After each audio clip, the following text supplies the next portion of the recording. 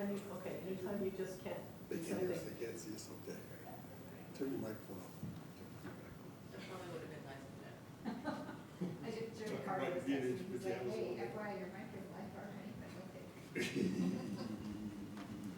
Okay, stand by, guys. Here we go.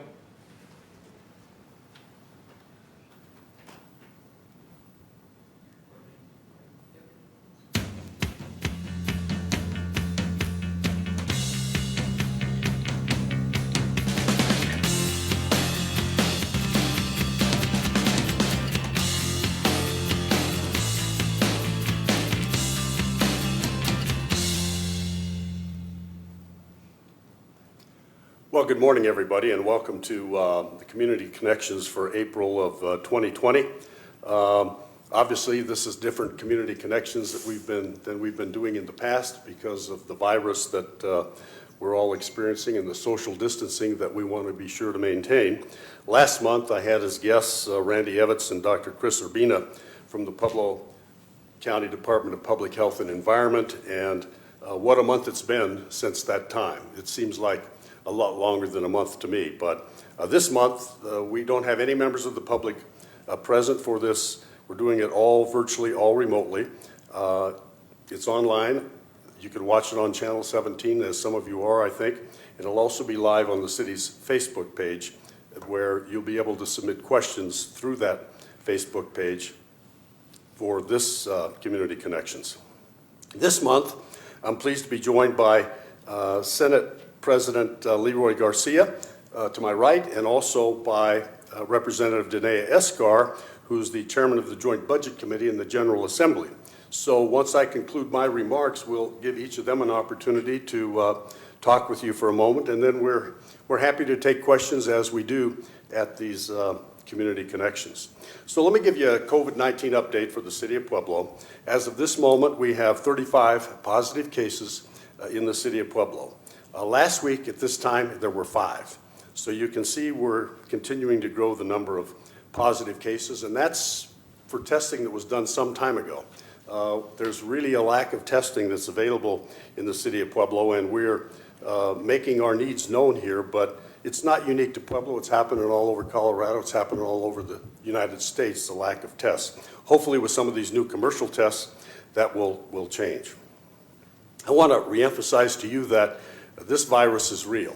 The governor has issued a stay-at-home order, and businesses that are not considered essential must close.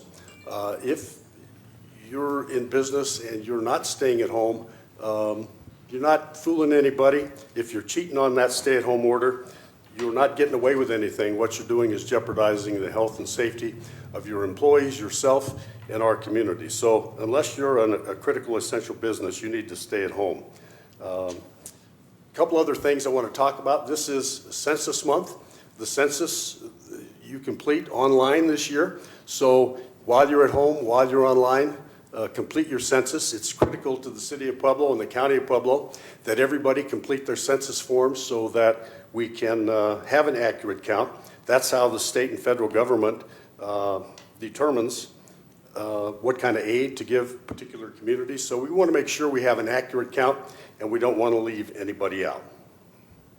And finally, despite the corona virus that's in town and the crisis that we have, on May the 5th, we're going to have an election in the city of Pueblo. Ballots will be sent out for that election in about 10 days. It's going to be an all-mail ballot, so you don't have to go anywhere to vote. The ballot will come to you at your home. You just need to fill it out and send it back. And the question you have to decide for the city of Pueblo is whether you want to terminate the franchise agreement with Black Hills Energy 10 years early and establish a municipal utility. Everyone should vote in this election who gets a ballot and make their preferences known. So those are my opening remarks. What I'd like to do now is call upon Senator Leroy Garcia, who's no stranger to the city council chambers of the city of Pueblo. This is where he began his political career. So Senator Garcia, do you have some opening remarks you'd like to make? Well, thank you, Mr. Mayor. I also want to thank my colleague, Representative Escar, who's the chair of the Joint Budget Committee, for the invitation to join you all today. And you're right, it's been some time since I've been in these wonderful, beautiful council chambers. I appreciate the work that happens at a municipal level day in and day out. And a lot of times Those of you who have served in that capacity or follow local governments know that there's a lot of important work that happens.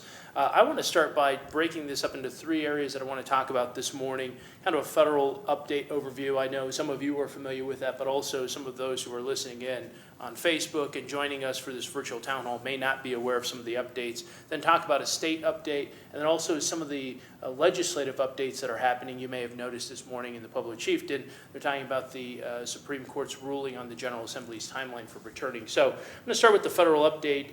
Legislative leadership has been in regular conversations with our congressional delegation about what each congressional district needs are, and I just want you to be assured that we have a wonderful delegation from right here in Southern Colorado, which includes Representative Buibunteyo, the chairwoman, Representative Danae Asgar, and Donald Valdez, and myself, and Larry Crowder. We are constantly working. On March 6th, the first COVID-19 response package, which passed, which was about $8.3 billion. This package really was focused on small business loans, state response agencies, to developing a potential COVID cure or vaccination. $3 billion of that was specifically for vaccinations. $9.3 million were for funds to Colorado to support state and local health agencies. I know our local health agencies have been very active. $7 billion in low-interest loans to affected small businesses to help them during this economic blow. On March 18th, the second federal package was implemented to focus largely on funding emergency paid family and medical leave, also expanding the employment, food assistance, and COVID testing. I know that's one of the things that continuously comes up, and we'll talk about it today. Free corona test virus for everyone who was uninsured was also part of that package. 14 days of paid sick leave, up to 3 months of paid family medical leave, enhanced unemployment insurances, and also additional funding for Medicaid. The latest congressional package was passed on March 27th, which is referred to as the CARES Act. This includes direct payment cash of around $1,200 per adult and $500 per child for individuals within that threshold. I think it was under $200,000. Historic expansion of unemployment insurance, an additional $600 per week for the next 4 months for furloughed workers, an extra 13 weeks of eligibility, and $16 billion to replenish the strategic national stockpile for pharmaceuticals and personal protective equipment.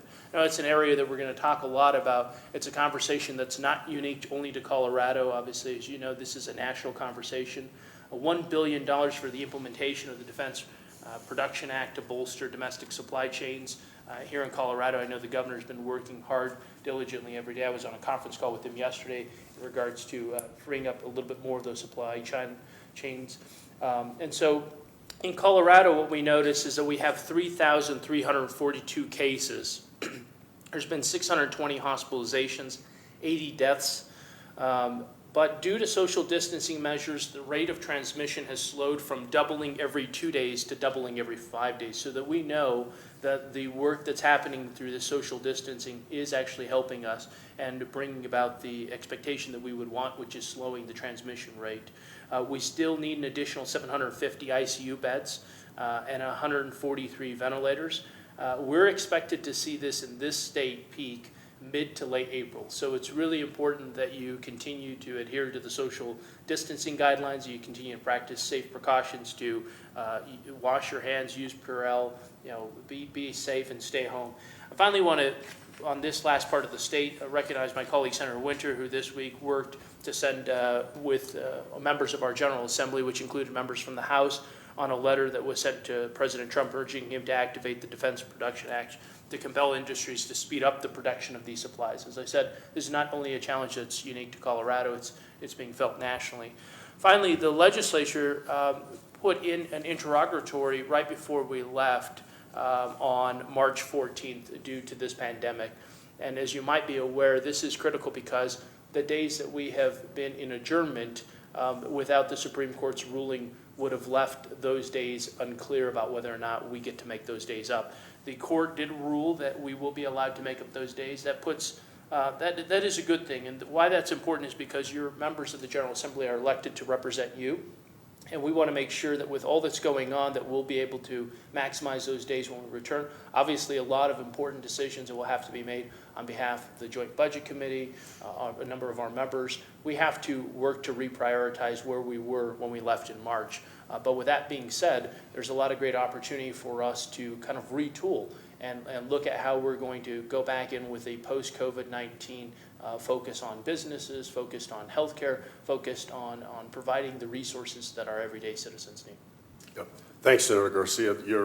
We all have certainly a lot to learn about the federal program and how it's going to filter through the state and down to the localities. So it's fantastic that the legislature is going to get back in session and help us make some of those decisions as we move forward. One of the things that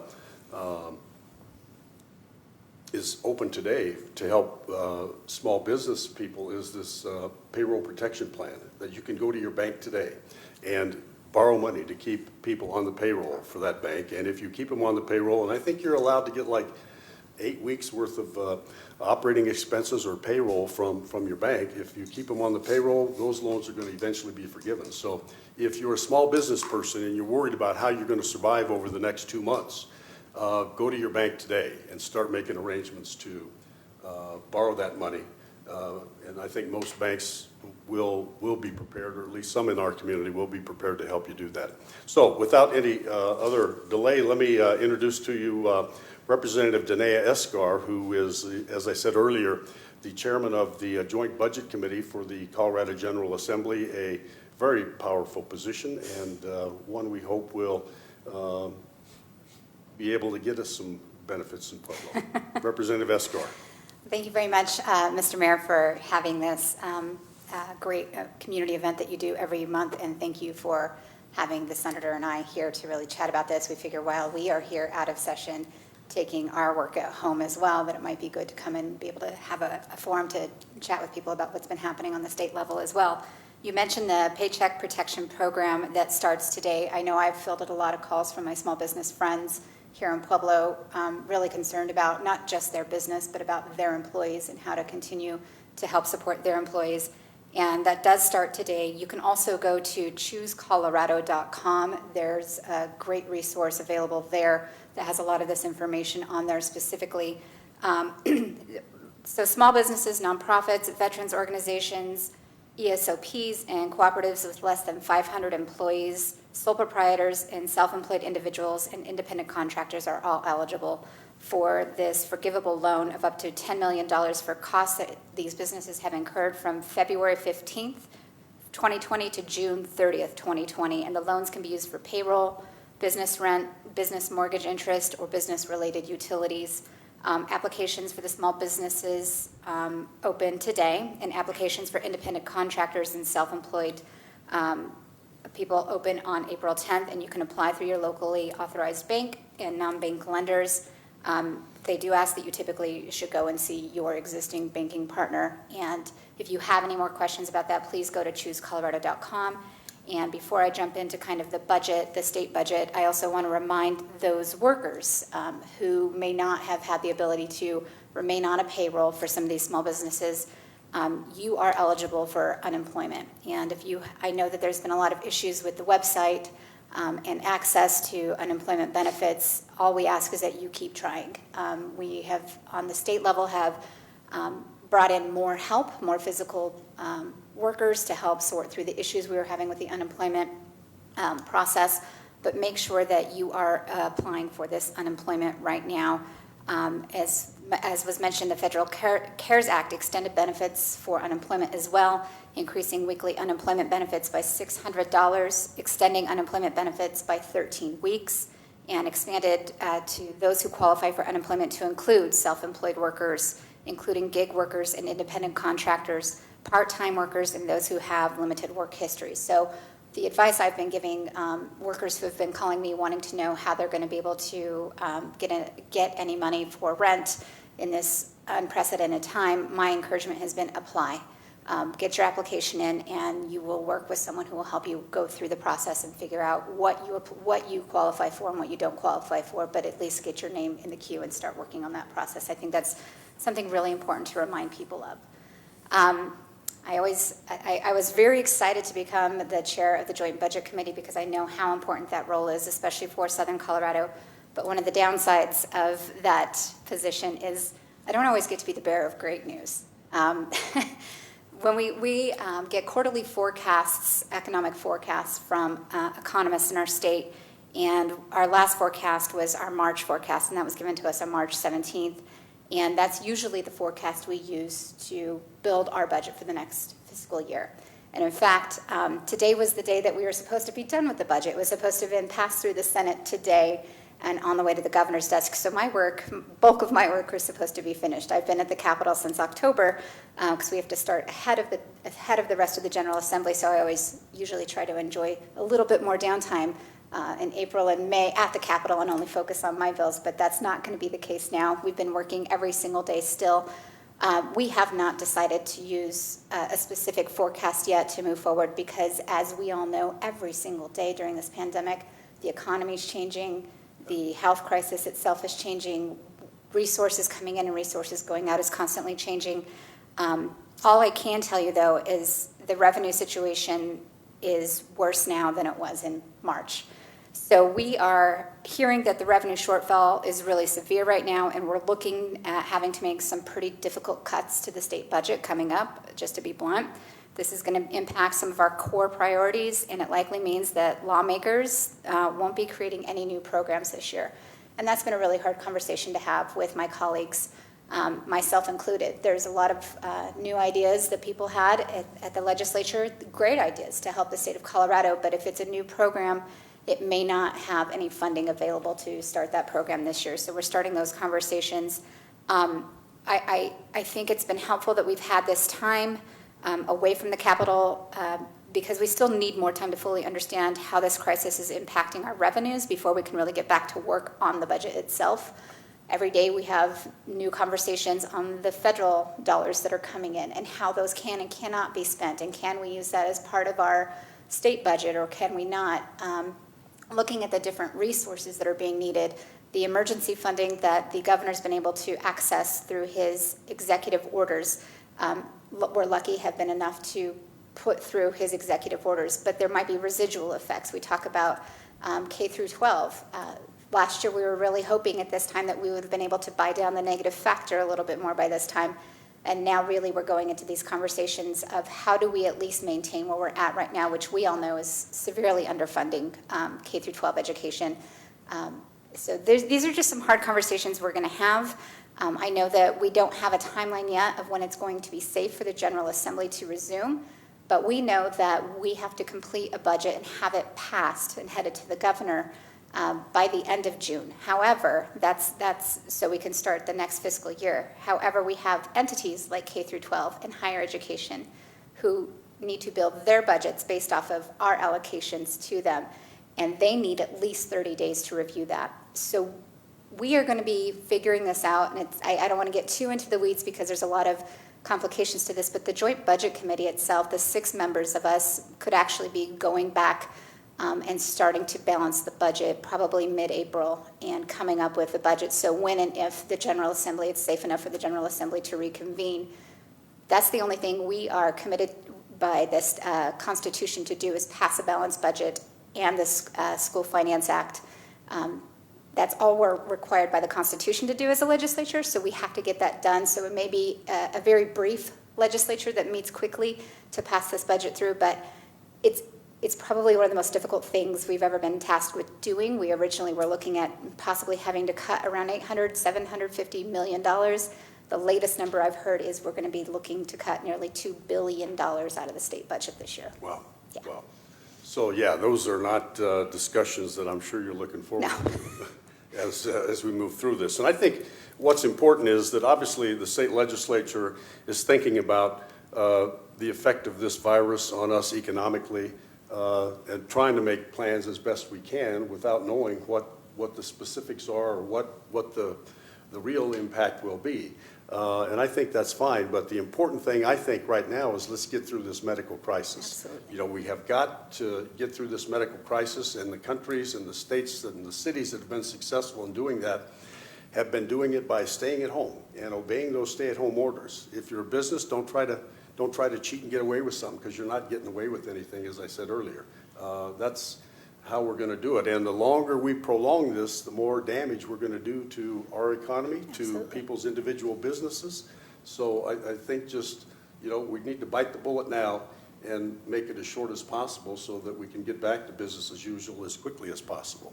So do we have any questions on Facebook? I'm looking at Facebook here, and I know people are making comments. I don't, pardon me? Would you like to address the roads, question about the roads during this time? The street? The streets. Enterprise? Okay, yeah. We're continuing. That's always a big concern that people have, or, the condition of the streets in Pueblo. As you know, we have a street enterprise now that's collecting about $2.8 million a year. And we are in the process. We're just about finished up with the curb ramps on Outlook Boulevard and Fortino Boulevard over there. Those are going to be the first roads you're going to see paved. Probably starting in June, we'll have the preliminary work done. Another Greenwood will be taken care of this year as well. It's a little bit behind in terms of getting the handicap curb ramps in there. So we're making progress on the streets. We expect that will continue. I'm hoping that we might be able to add some roads because, as you know, the price of oil is basically in the tank right now. And historically, they've said the rising cost of asphalt has been blamed on high oil prices. So we'll see if the asphalt prices come down now that the oil prices have gone down a little bit. So we're making progress there. Yeah. Laura, another question? Is there? Yes, there were some citizens in Pueblo that submitted questions early in the week, and so we have a series of those, and some of them you already addressed, but if you would be so kind as to reinforce just the answers one at a time. And the first one is, we've been talking about COVID-19 test kits coming soon, and the question is, what does soon look like and how soon? And is there a plan in place to absolutely ensure that we will have enough PPE in Pueblo for our health care to treat COVID-19 patients? Sure.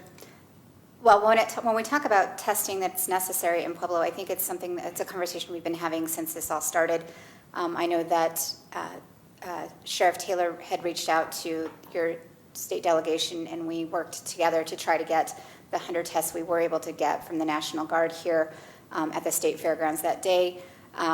We are constantly pushing to find out how we can get more tests here into Pueblo, and I just want to be completely clear that your governor is doing all that he can to find the tests to bring here and make sure that they're not just distributed to certain areas, but that they are looking out for all the areas that are needed.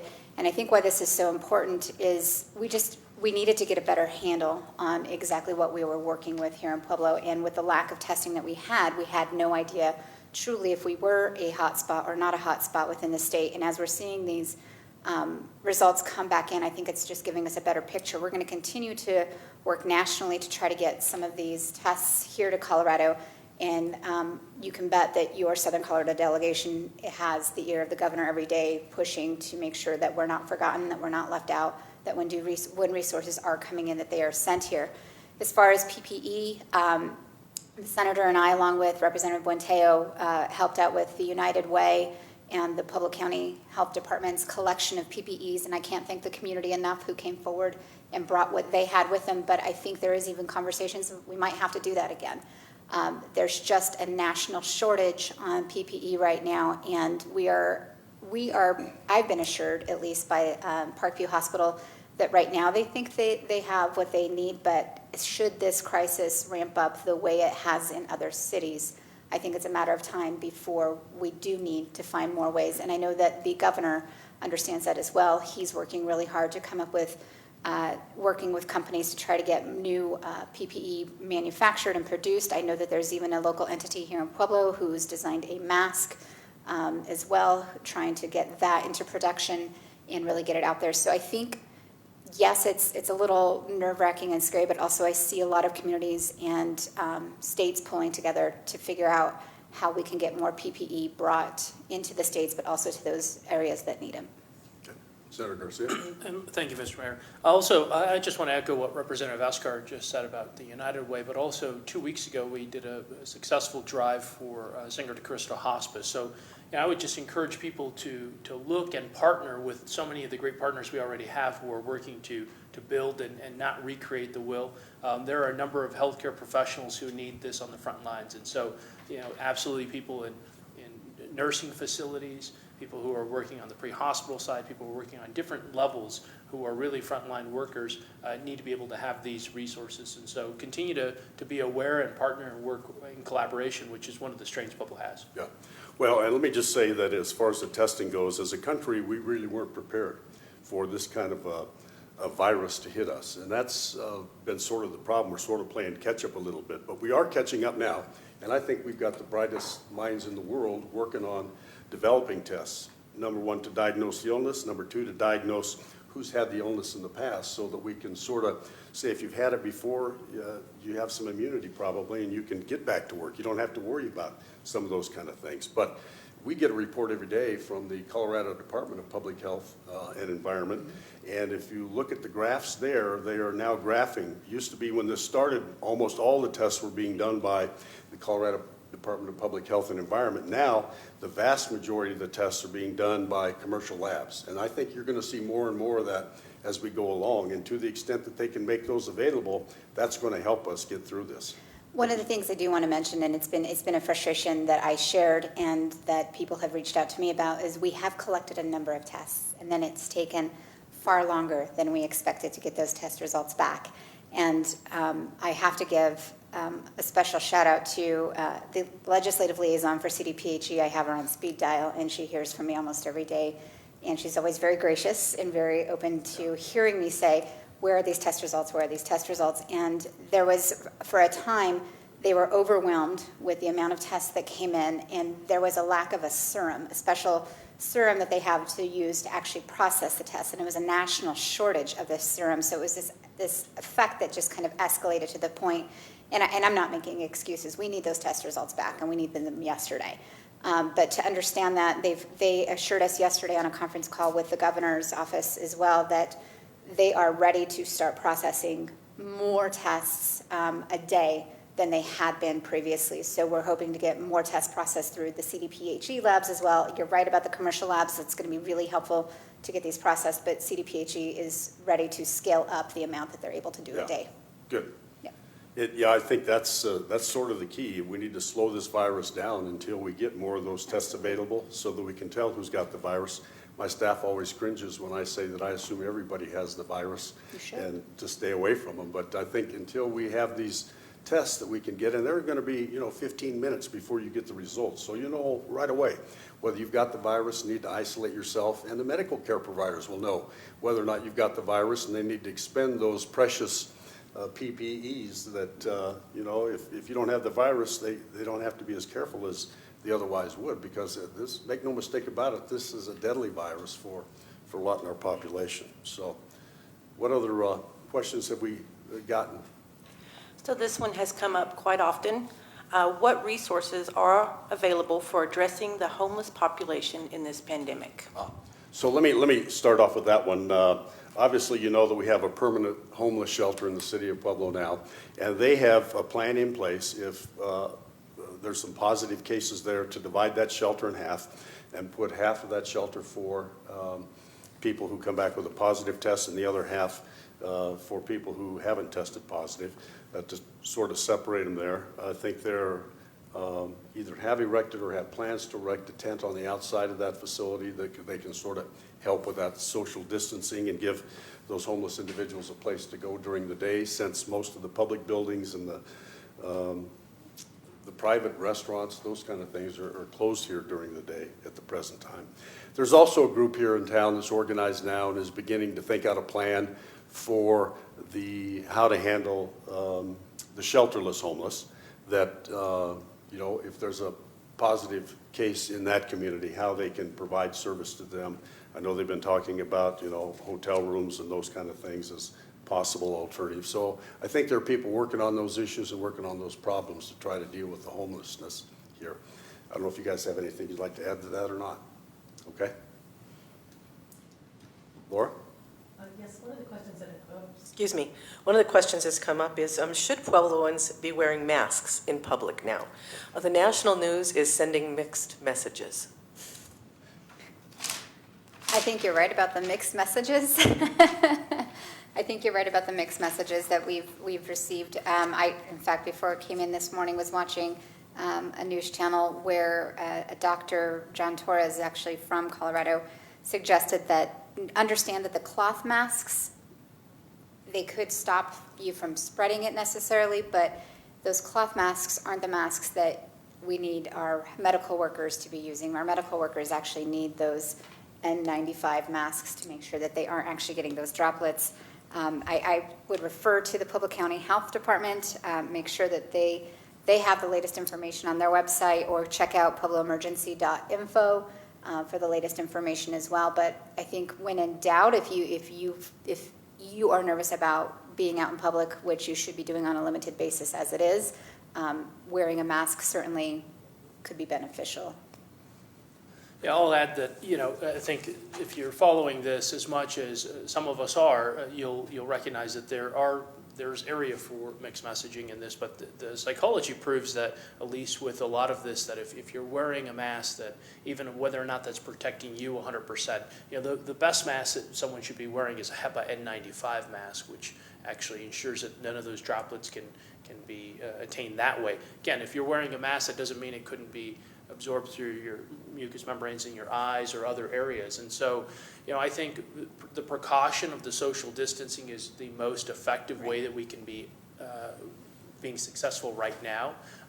But if you have those types of cloth masks, at least the new recent studies suggest that people are more cognizant that they should be distancing themselves. And so, I want to echo what Representative Escar said, in that we should all be making sure that if we're out and about, that it's for limited purposes, going to the grocery store, filling up your vehicle with gas, but exercising immense caution and making sure that you're washing your hands and really trying to stay isolated as much as we can in this time. This is going to help us be successful on the back end. And you were right, Mayor, earlier to point to many countries who have gone through this. I think there's a lot of lessons we can learn from countries that have been more proactive and less proactive. And when you're talking about people's lives at stake in this, there are several models of countries who immediately went to temperature checks and immediately went to isolation, immediately went to, when people weren't feeling well, encouraging them to stay home. Those countries rebounded far faster than those that didn't heed the advice of the medical experts. And if we want Colorado to get back up tomorrow and be extremely successful, this community, we have to take this time to pause and reevaluate where we're at, exercise these cautions, and then we'll be back. We'll be back at some point. We'll be back even stronger. Right. And, just the grocery stores, we have pictures taken a day or so ago of Walmart's, Lowe's, those kind of things. This is not the time to go out and start shopping. I mean, obviously, grocery stores are open because they're essential businesses and people have to have food. But I want to remind people there are ways you can get that while minimizing your risk. Ordering them online or by telephone, they'll have your groceries ready for you, so you don't even have to go in the store.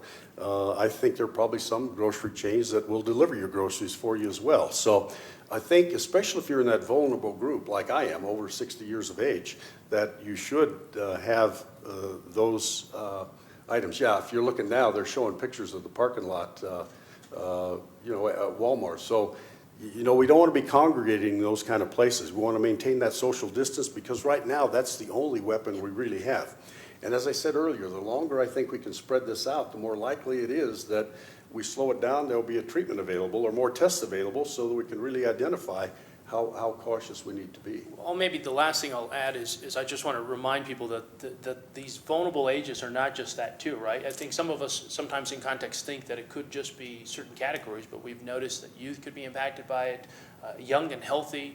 I read a report yesterday of a 24-year-old who's a marathon runner who's impacted by this and healthy, otherwise no medical problems. So to your point earlier, Mayor, all of us should be approaching this as though we were infected. Yeah.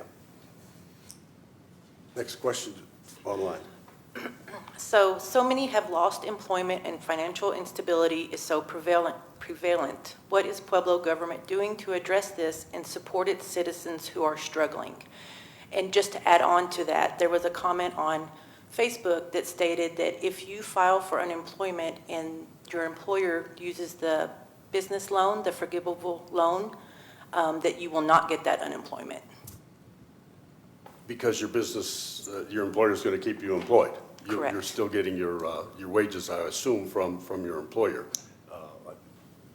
Yeah, that's the point of the loan, is that the employer would actually keep that employee employed and have the paycheck coming in from them. So yes, you're absolutely right. If you work for an employer who gets this loan, you will not be eligible for unemployment. But until they get that loan, which it's been almost a month now that we've had to shut doors, and some did earlier, you should apply for the unemployment to make sure that you are in the queue. And shall your employer get that loan granted and you're able to be paid, that will be worked out with the unemployment office. Yeah, I mean, this is not a program where people should be allowed to double dip. This is meant to replace that income that you've lost as a result of your employer having to Absolutely. close their business.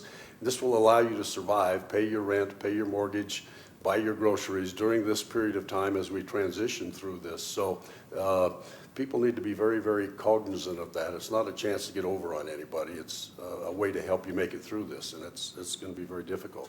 With respect to the city of Pueblo, one of the things we're considering for our small business community is taking a look at the criteria ordinance for the half-cent sales tax fund to see if perhaps there might be ways that could be modified to make grants or loans available to small businesses in the community. I expect that we'll hear something from that. We've put together a group here in the city called the Business Economic Recovery Team that is exploring ways that we can assist businesses and making sure that they're aware of the assets that are available from various agencies, the city, the state, the feds, for businesses to help them recover from this once we get through this process. So those are some of the things we're doing here in the city of Pueblo. I'd just like to add too, I think we all share that we're all in this together. My parents have had and owned and operated for almost 42 plus years here in Pueblo, a small hair salon. And, for them, they're filling it just like every business. When they're not able to open their doors and provide a service, they make no money. And so I know that, we all fill it in different ways, and know so many restaurants that we regularly go to are filling the pressure. I don't want to give the illusion that any of us aren't working with you all to try to address this sooner rather than later. My office has been committed with the staff that I have to reach out to almost as many businesses as we can. And in this last 2 weeks, we've reached about 212 businesses, people in this community who are working every day to have conversations with them about where these challenges are. I know the governor's office this last week led a conversation with House members and Senate members from the Office of Economic Development to talk about what options exist for them. And so I have a number of resources that I'll be able to provide to the city and make sure we streamline. And I know that Representative Escar and I will shortly be putting this on our websites so that you can very easily go to our web pages and be able to navigate these resources that we are collecting at the state so that you don't have to search around for them. Yeah, well, I want to reemphasize that there's so much information coming out now that we've got to get it down into a form that it's easy for people to get it out to them. And so we continue to work on that. That'll continue to be a challenge, but look at everybody's websites for that, because I think that will be a big help to people. The next question is, are there actual businesses outside of Pueblo that have been mobilized that are making and contributing to the manufacturing of personal protective equipment and ventilators for citizens in Colorado? So I'm not sure I know the answer to outside of Pueblo. I know we have one inside of Pueblo that is now working on, I think they're going to start production this week or next week early, because the city's made available to them a city-owned building. Yeah. To begin production of these N95 masks that are important to the medical professions. I hear national news reports that General Motors and some other companies are beginning to work on ventilators, manufacturing ventilators. So, but that's the extent of what I see on television. What I'll share is I know the governor's office has been committed to the office of what he's stood up as Office of Innovation to be able to look to streamline. As you might know, the governor is an entrepreneur himself, comes with a vast variety of experience and the reality that he wants to streamline things in a faster process. And sometimes we all can attest in government things are made to be held up a little slower for a deliberative process. Sadly, when you have these types of emergencies, these deliberative processes sometimes don't help expedite the resource that we need. And so the governor has stood up this office that has been working hard to not only address the question around ventilators, but also masks, PPE, and also just other things like ensuring that the food chain supply stays operating at its maximum capacity and things, we don't have a lot of interruption. So that's been one of the focuses of the governor's office. Yeah. Okay. One of the questions we got earlier from somebody when we announced that we're going to have this virtual town hall is, why are the golf courses shut down in Pueblo and opened in surrounding towns? So that's one I suppose I should address because I've been hearing from a lot of golfers. Obviously, the governor's stay-at-home order says stay at home unless you're engaging in necessary activities. And one of those necessary activities is outdoor recreation. I mean, we still want people to get some exercise and fresh air and try to be helpful. But golf courses have presented a problem in how do we do that, since you ordinarily play with 4 other people. Golf course is a big area, 40 acres usually for a golf course, so you can spread out. And I tell people where I usually hit my golf shots, not many people are over there. I usually am hitting by myself. But at the tee box and at the greens, people congregate, and you've got carts and things. So I want to assure the golfers in the community that we're looking at this from a public health perspective. We want to make it as safe as possible for golfers to be able to return to the golf course when they reopen up, and you'll expect to see some changes, I think, and some things from the community here. But most of the public courses in the state of Colorado are closed. I mean, there's some private clubs up north that might be open, but most of the public courses, based on the research I've been able to do, are not open at this time. I mean, I miss golfing myself. Especially being home now, I would love to be able to go out to the golf course. But one thing we have to keep in mind is, while there is probably physical distance you can attain on a golf course, is not necessarily fair to the workers who have to interact face-to-face with the golfers as well. So it's something to keep in mind. I miss golfing as much as the next person. I just think we all have to make sure that we're in this together and looking out for each other. Right. Okay, next question. Mayor, another question that came up was regarding St. Mary Corwin not accepting patients.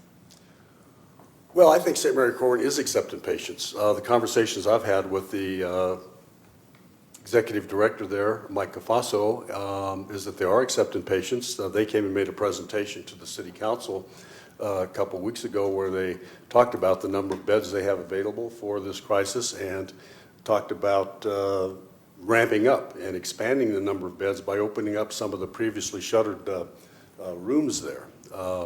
They might be sending at the present time, critically ill patients to one of their sister hospitals in Colorado Springs, but they are accepting patients there, and they're up and running, and they are in constant contact with the Pueblo County Department of Public Health and Environment with respect to their needs and how they can be of assistance in working us through this crisis, as is Parkview Hospital. Both of those, their regular patients are sort of down right now because nobody's doing any elective surgery. So I think the executive director of Parkview said that the census is as low as she can remember it being in preparation for what might hit this community. I think everybody is planning for the worst and hoping for the best, and I think that's the way it needs to be with the hospital. So St. Mary Corwin Hospital is admitting patients. Yeah, and I'd just add that I had a conversation with not only Mike Cafaso last week, the CEO of St. Mary Corwin, but also with Centura's president.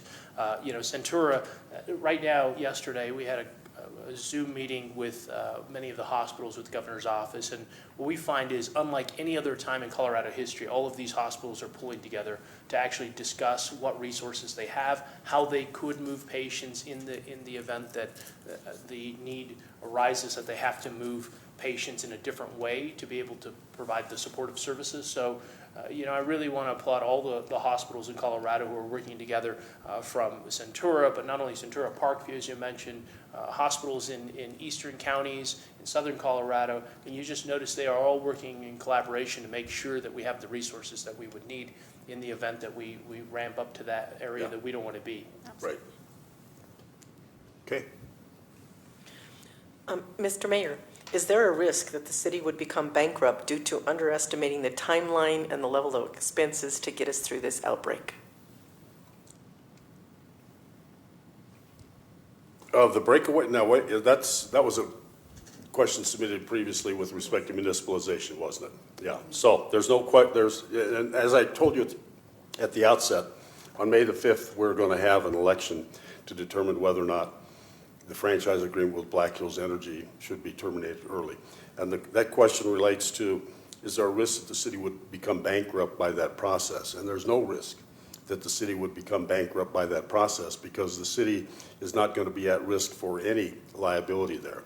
The plan that's on the ballot provides that the Board of Waterworks will assume the responsibility for this municipalization effort and will assume the responsibility for running the utility if that's what the voters decide that they want to do. So there's not going to be any city tax money at issue here at all. In fact, there's not going to be any tax money at issue in this municipalization effort because the Board of Waterworks cannot levy taxes.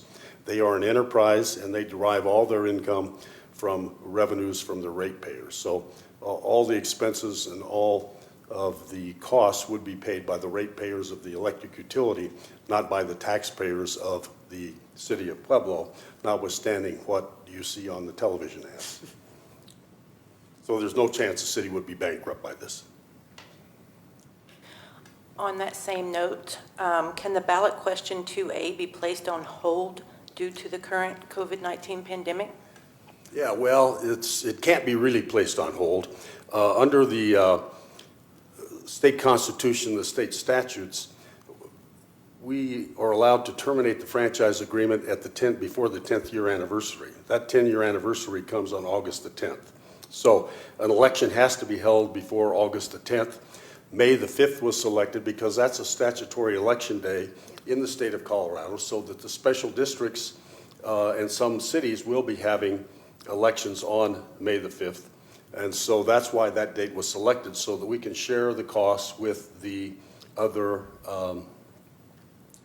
districts that will be having elections that day. As I said, this is an all-mail election, so you're going to get a ballot in the mail. You don't have to go anywhere. All you have to do is fill the ballot out and return it. So, and plus, you've got a lot of time now to study the issue. I mean, if you're at home, go to the city's website. Take a look at the Phase 1 and the Phase 2 study. Get the information you want. Don't rely on what you're seeing on TV. Go educate yourself about the advantages and disadvantages of municipalization so that you can make an informed decision. You've got plenty of time to do that. So the May 5th election is not going to be postponed, no. The governor actually just put out a press release today about those statutory elections, and he issued guidance to municipalities to continue with the elections. He said, quote, "We want to ensure that Coloradans across our state are able to participate in their local elections and that this pandemic does not impact our democratic process." So Right. As far as the statutory dates of elections, all is Right. how it is right now. Yeah, and I think that's important. The government of Colorado continues to move forward. The government of the city of Pueblo continues to move forward, even though the legislature is not in session. I assure you that Representative Escobar and Senator Garcia are working as hard as they ever have for the citizens of this community from home, and it's twice as hard to do it remotely, really, than being there sometimes. And so they're working very hard to do that. And we've got the city of Pueblo, about 25% of our workforce are working from home, telecommuting. The rest of the workforce is basically at home. The governor said yesterday in a call that they've got about 75% of the workforce in the state of Colorado that's working at home. So I think people should know that we're adapting to these new ways of doing business so that the business of the citizens can continue to be done during this period of time.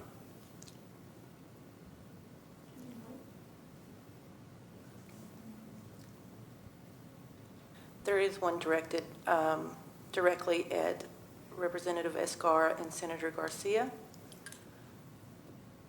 Do you still consider paid family and medical leave a priority? If so, how would you like to see it structured? I think, if anything, this pandemic has shown us the importance of some type of paid family medical leave for all workers. I know before we left the legislature, there were still conversations and work happening on a specific bill for this year. That bill had not been introduced yet since we had adjourned or recessed.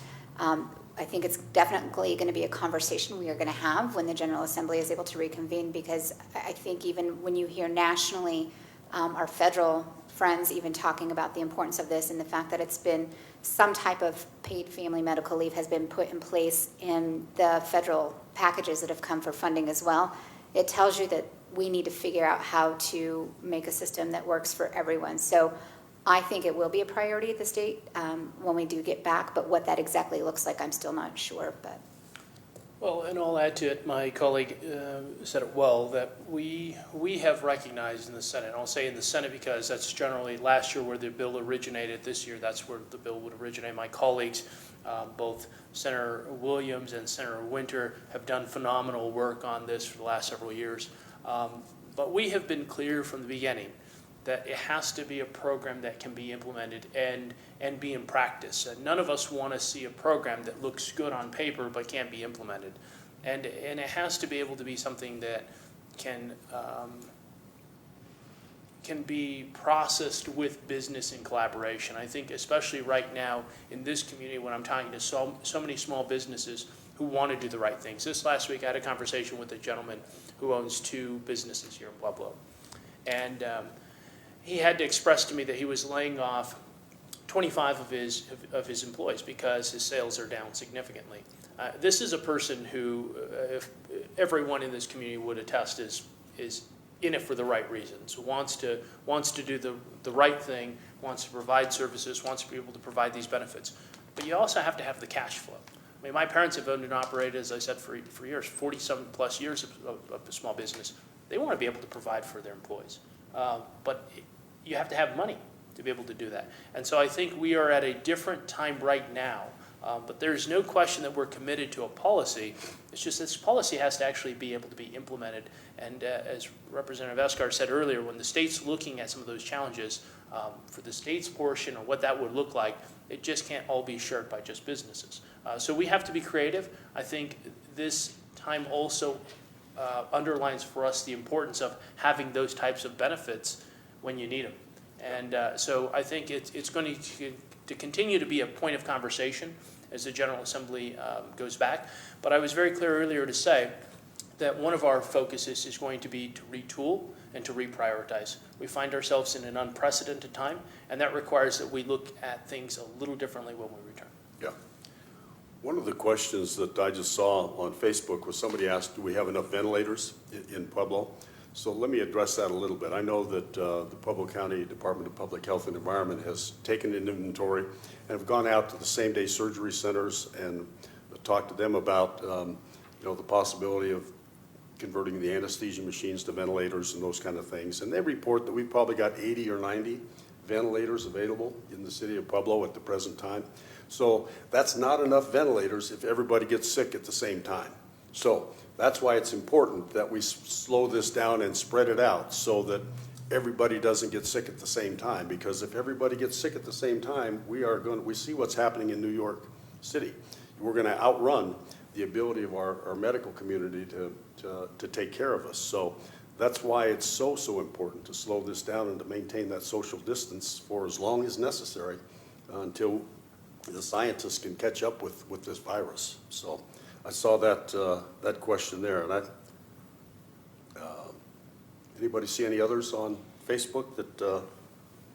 I have one, Mr. Mayor. Okay. Could you share with us the acts of kindness throughout the community and what the work of the Pueblo Food Project and other entities are doing for hunger relief? Yeah, I mean, the East organization on the east side obviously continues to have their food bank on a regular basis. The Pueblo Food Project has just received some additional grant money from the Colorado Health Foundation and others for emergency food relief for the community. So they're in the process of, I think, putting together 1,000 packages of meals that can be delivered to school-age children to help them through this crisis. I think there are other examples. Obviously, Karen Share has been in the business of working very hard for doing that. And you guys are perhaps familiar with some other examples that I'm not. There's just a whole multitude of people have been volunteering their efforts, like the ones that are volunteering and putting together, a plan for the Pueblo Rescue Mission for if they get hit, and the committee that's working on the unsheltered homeless. All those kind of people are coming together in this crisis to try to make sure that there's nobody in our community that's left out in this time of need as we prepare for that. So.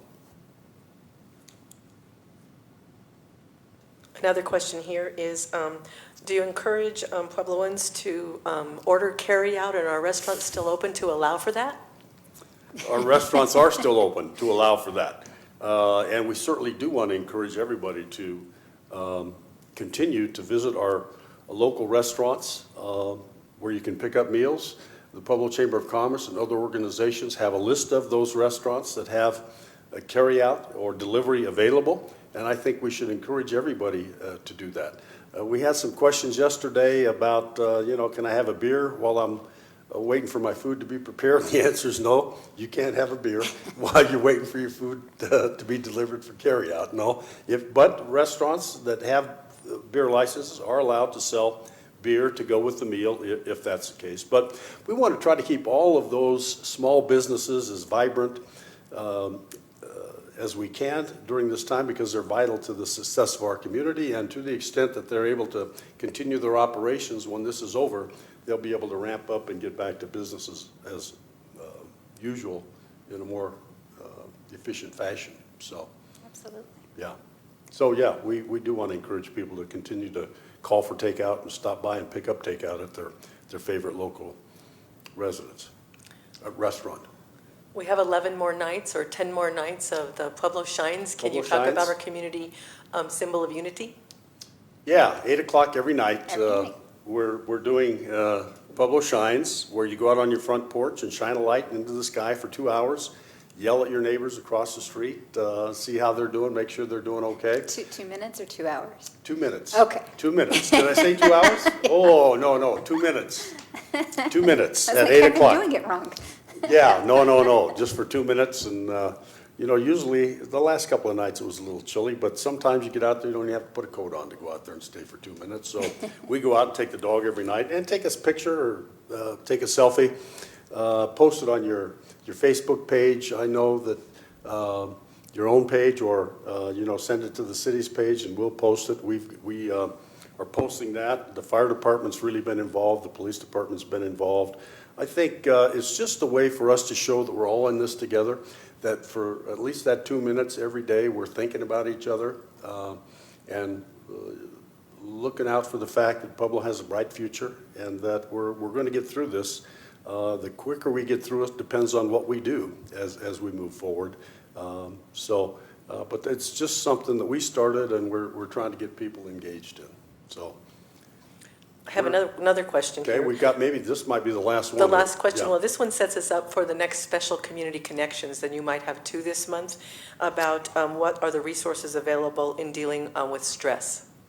Yeah, so that's very important, and I've been having discussions with Health Solutions and others in the community about, during this time when people are at home, undergoing stress, they're alone, that maybe need some mental health services or some counseling, that many of those services are available over the telephone or over the internet through Zoom, those kind of things. So we're working on some discussions about having a special community connections that would make the community aware of the resources that are available here for that while we're still apart. I mean, we don't want you to go to see your therapist or anything like that, but your therapist could be available. And also there's some therapies that maybe you're just getting a little anxious, you don't even have a therapist, but you need some help in dealing with, some of the stress, some of the anxiety that's associated with being cooped up in your house during this period of time. So we're looking at exploring putting up on our city television channel some programs by some therapists that will give us all some clues about how we can deal with some of those kind of things. So with that, I think we're at about an hour. Senator Garcia, you have any concluding remarks you'd like to make? Yeah, well, first off, I want to thank you, Mayor, for your leadership, and I want to express great gratitude for inviting me today. I want to thank our community for its fierce spirit and dedication and always stepping up. You know, this community is such a great community, and I know we all know that and say that, but we say that because we believe it and know it to be true. And I want to encourage our citizens to be safe and healthy, and we'll get through this together. So thank you, Mayor, for the invitation. Well, thank you for being here. Representative Escar?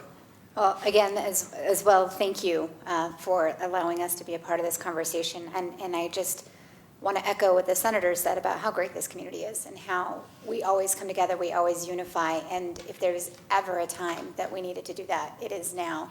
And I know staying at home isn't always necessarily the greatest thing in the world, but it's what we're being asked to do. And I don't think in this time that that's asking too much if we're allowed to. And I know that there's small businesses out there struggling. Support them as much as you possibly can.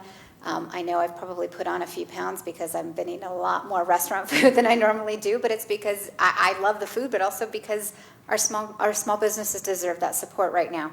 Look out for each other. I've been on my porch at 8 p.m. every night, trying to encourage other people to do that. And again, it is these small things that I think bring this community together. But I really do want to reassure the citizens of Pueblo that you have people who are looking out for you every single day. Whether it's on the city level, on the state level, even your governor, we're looking out every single day on how we're going to get through this pandemic and how we're going to be able to come out on top and not only survive, but thrive afterwards. So hang in there. We're going to get through this together and know that people are constantly working for this community. Yeah. Thanks, Representative Escar, for being here. And that will conclude this month's Community Connections. We'll see you on the first Friday of May, if not sooner. Thanks, everybody, for joining us, and continue to check the city's webpage for updates on this virus and on the next Community Connections. Thank you very much.